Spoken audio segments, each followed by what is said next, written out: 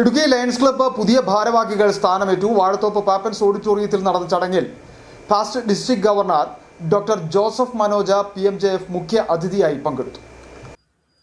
Idukki lions ക്ലബ്ബിന്റെ പുതിയ ഭാരവാഹികളുടെ സ്ഥാനാരോഹണവും വിവിധ സർവീസ് പ്രോജക്റ്റുകളുടെ ഉദ്ഘാടനവും വാഴത്തോപ്പ് പാപ്പൻസ് ഓഡിറ്റോറിയത്തിൽ നടന്നു. Chief ഗസ്റ്റും installation ഓഫീസറുമായിരുന്ന doctor Joseph Manoj പുതിയ ഭരണസമിതിക്ക് സത്യപ്രതിജ്ഞ ചൊല്ലിക്കൊടുത്ത ചടങ്ങിന്റെ ഉദ്ഘാടനം നിർവഹിച്ചു.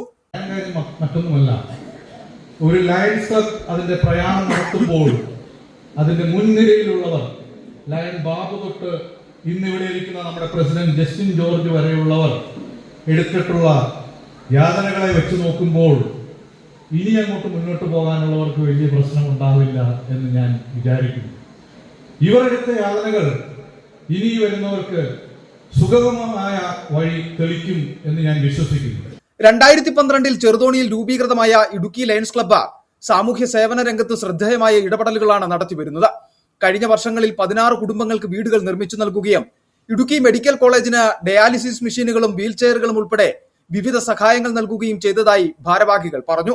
പുതിയ ഭരണസമിതിയുടെ പ്രസിഡന്റായി ഡോക്ടർ സിബി ജോർജ, സെക്രട്ടറിയായി ഷിജോ തടത്തിൽ, ഖജാൻജിയായി ജോസ് കുഴിക്കണ്ടത്തിൽ എന്നിവരുൾപ്പെടെ ഭരണസമിതി അംഗങ്ങൾ സത്യപ്രതിജ്ഞ ചെയ്ത അധികാരമേറ്റു. ചടങ്ങിൽ professor doctor Samson, Ani Manoj, Praveen Kumar, Benny Mathew, Jain Augustine, KN Murali, president Justin George, Abi James, Binoy Sebastian, Babu Joseph, Julie Sibi, Navajeeth Sibi എന്നിവർ സംസാരിച്ചു. പരിപാടിയുടെ ഭാഗമായി വിവിധ കലാപരിപാടികളും സംഘടിപ്പിച്ചു. City vision Idukki.